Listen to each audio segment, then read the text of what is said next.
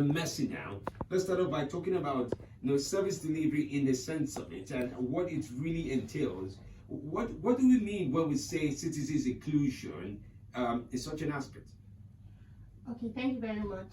So what we mean is when everybody, all hands are on deck, really, in the governance process, everybody is aware of how much is allocated for a project in my community. Everybody is checking to see that I get a type C or type A PHC in my community. Like, everybody is in sync, everybody knows what's happening. But what we find out when we go to different localities is that a lot of people are not even aware of projects when they're carried out, and that's a very big worry. So for us to have a better Nigeria, for us to have a better country, for us to have like that country that everybody's looking forward to seeing, all citizens have to, be part of the process, be involved in the planning, the contracting, and down to the carrying out of those projects. So basically, that's in a nutshell, that's what we mean by that inclusion. Yes. Now, one of the things you said about being included, of course, is the government have to carry you along. We've seen governments, all kinds of governments, with all kinds of mandates about how transparent they are, what they would do for citizens. And oftentimes, it's what they tell the people that they are doing that we have to accept. You don't even know what the final product or final project should look like. Why do you think that gap has existed for a while now? I mean, before we start talking about what you're going to be included in, you have to even know what is on ground to be included in. Why do you think that gap has existed for some time now? The gap has existed because, first of all, citizens are not asking questions. A lot of people, even when you ask questions, okay, I'm going to come to that, but first of all, we have to take the first step by asking questions. Because if you don't ask questions, anybody can come and carry out any kind of project in your locality, and that is it. It stays there for you. But when you ask questions, when you try to find out how much is allocated for this project, what are we even expecting? Is this the best place for this project to be situated, and all those issues? If you don't ask questions, you just get whatever you see. And then secondly, the government, really, most times they just I think my community would appreciate a borehole at this time, but really that's not what they want. So all these things exist because people are not asking questions. The government is not seeking to know what the citizens want. The citizens are not going a step further to request for information. Well, obviously that's something very, very important. But let me come to Alfred now. You're a digital expert in some sense of it, or let me say in all sense of it. Digital communications officer with Code. Code is a big organization, and you guys have been tracking a lot that has to do with communities for a long time now. If there are gaps that are out to understand and to look at, our Code team have had the chance to look at that over and over again. How can the government encourage citizens' inclusion in governance? That's something we've seen over and over again.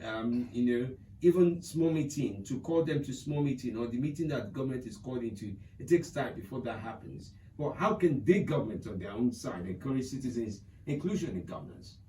Okay, thank you. First of all, inclusion, this is a two-way thing, on the part of the government and on the part of the citizens. The citizens have to be willing to be included, as much as government has the responsibility to ensure that citizens are included.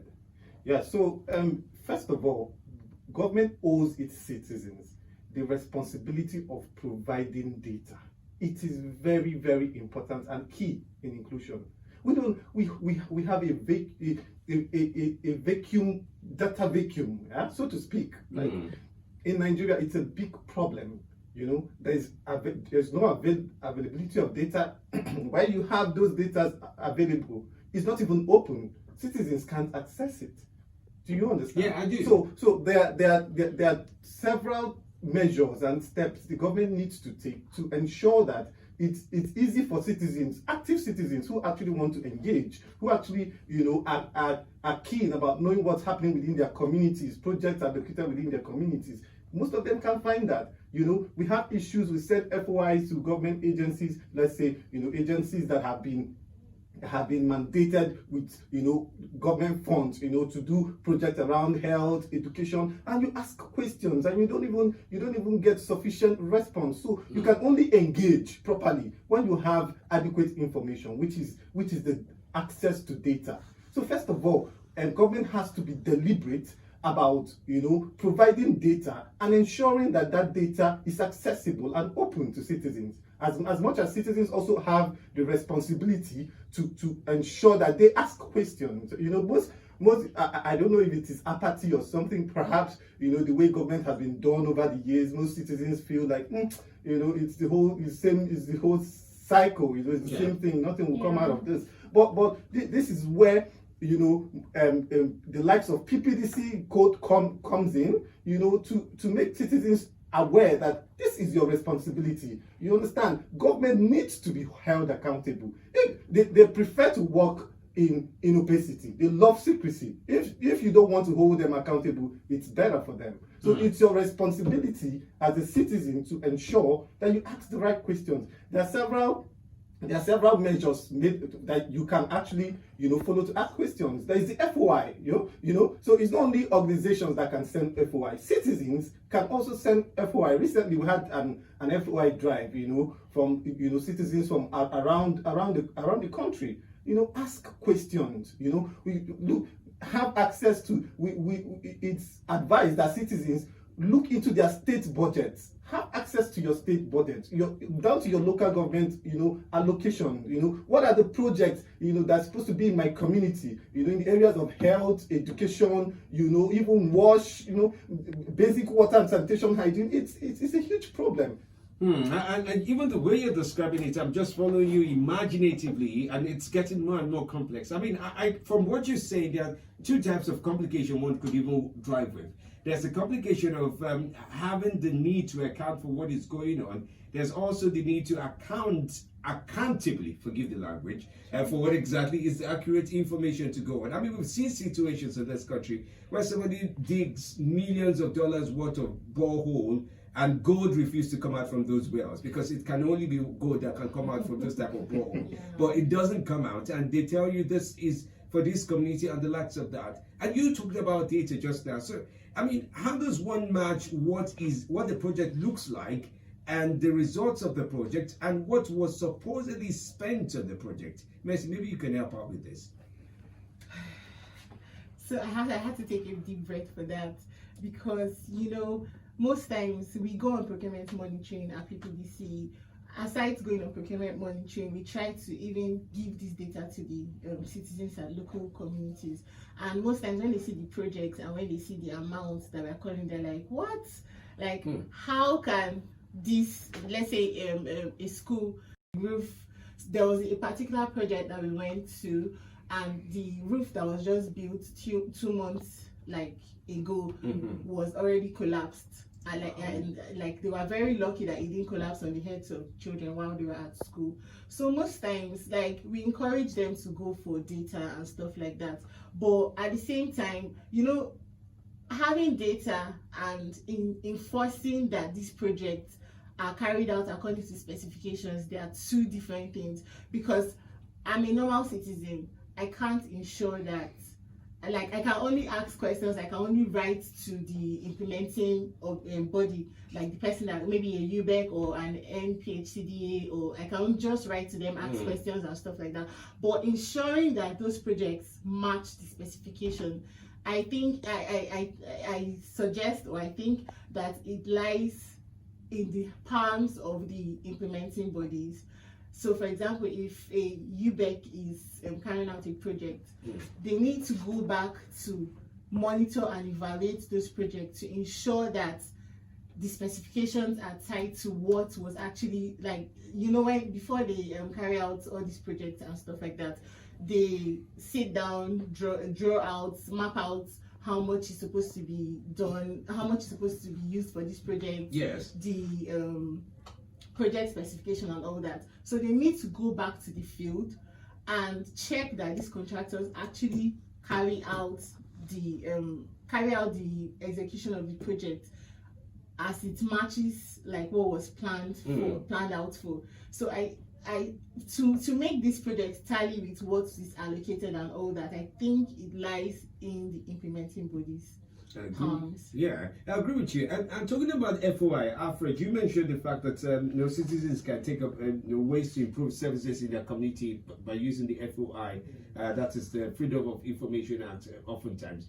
And I've also heard MDAs, for examples, and maybe some other government parastatal or somebody handling the project will tell you the FOI is vague. The questions or the statement of inquiry is vague in the sense of it. I mean, for example, somebody says they promised us transformer, but the electricity coming from the transformer is just a little bit better than I better pass my neighbor in terms of the electricity supply that comes off it at the end of the day. So you start to wonder, FOI request, why is it popular yet unpopularly answered when even the few that gets across to the MDAs and the agencies as one would find? Because one of the things Nigerians will tell you is this, that why put in a request that sometimes you know that nobody would look like they would answer you. So what's the drive behind that? Because we need to be able to improve on the use of FOIs that bring about results and responses. Is there any way to resolve this pending challenge? Okay, in response to that, I will first of all mention that there's also a big problem. You know, when we sign up to international treaties, a lot of times it's just on the face note, where there's no true and genuine intent to actually follow up with those. The FOI Act of 2011, since 2011, it has not become very efficient. You still ask questions, ideally in 7 days you're meant to get a response from these MDAs, and a lot of times, even through Follow the Money, we ask questions, they deliberately deny you relevant information that you should know. Sometimes they give they just give you basics about the project. They don't give you the information on the timeline. They don't attach the date, or they deliberately skip certain sections, of perhaps the procurement process, which is also where PPDC comes in, So it can be frustrating, but the thing is, a lot of times, like I mentioned, it is geared towards ensuring that citizens don't feel like, okay, this process is cumbersome, it's difficult, do we have to engage? So on our part, we ensure that we commit to engaging and ask citizens to ask questions, if you send an FOI, you don't get a response, send a follow-up FOI. This is by law mandate. You can actually, I think most NDAs most times say, okay, I think the language most of you use sometimes is hard, is difficult. Most of you just sound like you already want, because there's a provision where if you don't get a response, through court proceedings, you can you're liable up to 500,000. So already that impression makes them feel like, okay, this is what this person is coming for in the first place. So I think there's a lot of sensitization that needs to be done, which actually Follow the Money is doing. Because first of all, when we get into communities, like she mentioned, you realize that most of the rural dwellers or even cities are not even aware of this project. A lot of times, 90% of the times, they are not aware. So it takes a whole lot of process to also begin to build the capacity of these citizens, you understand, to understand what, first of all, the project is about, what the specifications are, and how to also engage with these implementing agencies to ensure, that this the project actually are implemented. Okay, I would like to follow up with that very quickly. So, because citizens are supposed to improve on how they ask questions through the FOI, and I can only imagine a market woman or some market woman that was to inquire about some service or some community project promised to them, and somewhere in their head they do not know that some of those promises get some funding eventually when the person gets into office, and they think out of the kindness of the person's heart is being, he stored up all the palliative, or she stored up all the palliatives to share at a good time. Why is that example coming to mind? Don't mind. I'm just reiterating that even in perspective of what is deliverable is spinned constantly through the process. Let's talk about how do you know improving the quality? How do you train, so for example, a market woman who is out there. You guys are on the Freedom Code. You're into procurement. You track this procurement. Yeah, there are a lot of examples one could easily gratify to us to say, okay, a market woman wants to know.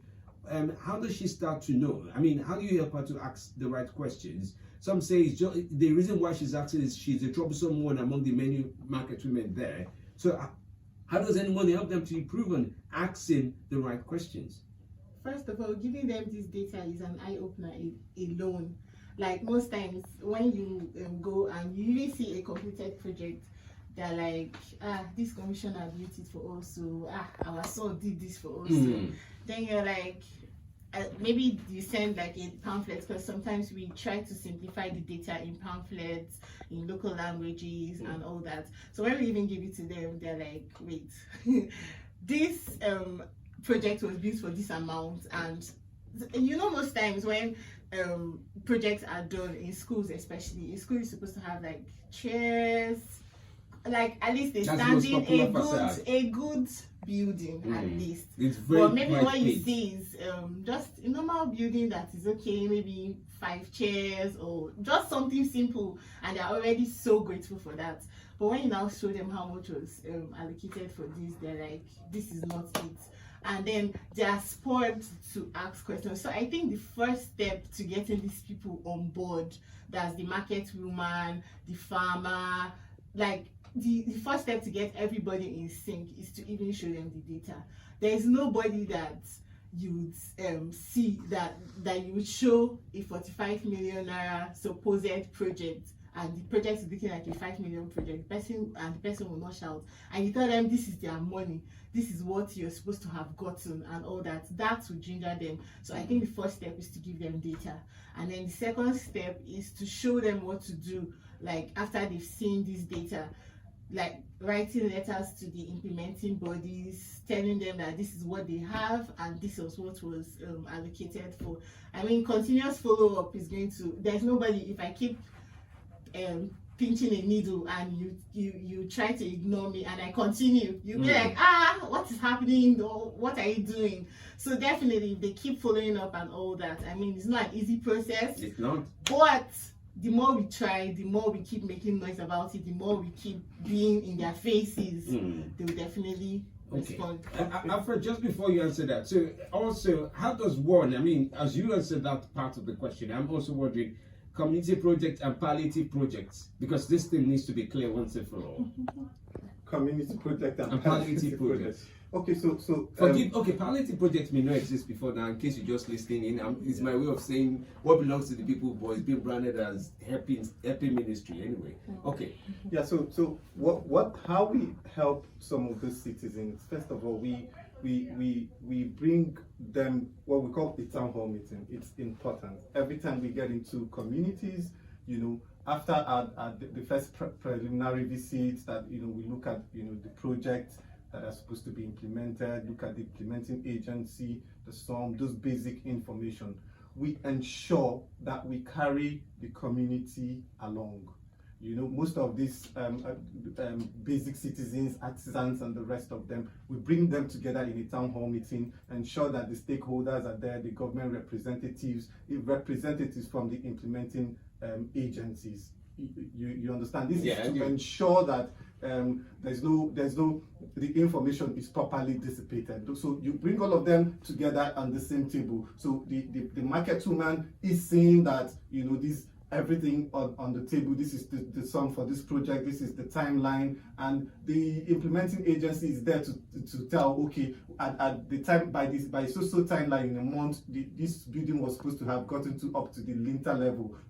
They are there to respond if the building at that time is up to the lintel level. And then the government agency also, who understands the nitty-gritties of the signed contract and all of that, is also there to be able to defend this process. So it's important that how to carry these citizens along. You ensure that you bring everything to bear on the table, all of the stakeholders and involved in the process, and also carry them along in every other information sharing.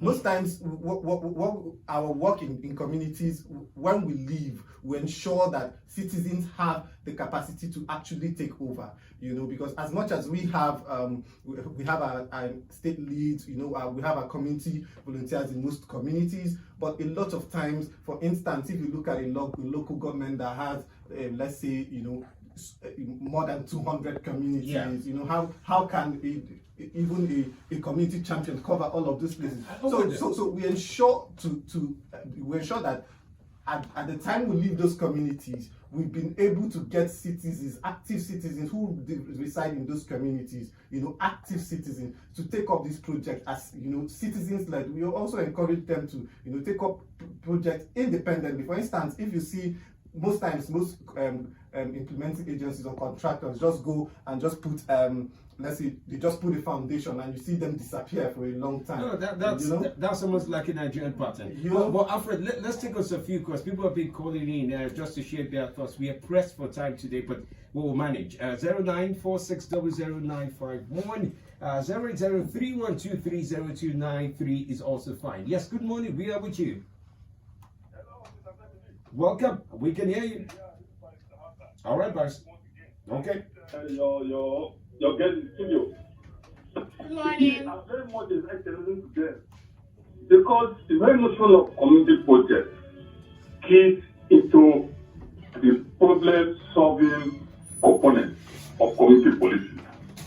You identify the underlying reasons why crime thrives in a particular community. You now enter that community and solve that problem through community projects with the cooperation. Okay. It's good to know you're excited about this. We'll add very soon. Rule of law. All right. So, community policing. Thank you. I want to thank them for what they are doing, and may God bless them. May they succeed immediately. Amen. Mr. Hassan. Amen. Thank you so much, Mr. Hassan. Okay, let's take on this call very quickly. Yes, good morning. Hello, good morning. Yes, glad you're here with us. Go on, what's your name? This is upon the intermutable. All right, share with us. I would say that the guys there in your studio, they are doing good work. I don't know whether they are part of the follow the money system. But there's a project in my place that run across Enugu to Ebonyi State, road project. I wanted since Yaradua time. Yaradua time this geopolitical road project. And we have been finished in every other geopolitical zone. And this work in my place has not gotten up to 15% done. I don't know whether there are people in the studio there, they know anything about that project. All right. Well, okay. Thank you. Yeah, I understand you. I mean, these are areas to make proper inquiry into and to get back into, so that we can have some details with regards to that. There are always people across Nigeria working on tracking this project. Procurement from PPDC is always doing that. So I'm sure Messi and a team will be the same. Yeah. Okay, he can go to budeshi.ng and check if the project is there. But if he cannot find the project on the platform, then he can reach out to us. He can call our toll-free number, which is 0800 283 3744. I'll take it again. 0800 283 3744. Or he can call us, like our office number, 070 666 18896. All right. Well, I do hope you have that. Thank you so much as well. Okay, check out what did you call the website again? Budeshi.ng. Okay, spell out the Budeshi, because a lot of us BUDESHI. Okay. Yeah. That should work magic. Unfortunately, we're pressed for time today, so we won't be able to go on. But it's been interesting having this conversation with the team from PPDC, and of course, you mentioned follow the money. Just to let you know, Alfred is with Follow the Money team. The big company is called Code Connected Development, and they've been here with us. Mercy Don Igwe, Communications Officer for PPDC. Thanks for checking in today. Thank you so much. And of course, Alfred, Digital Communications Officer with Code as well, did join in the conversation as well. Thank you very much. All right, everyone, stay close. We'll be back after now. There's more to come on Nigerian Info.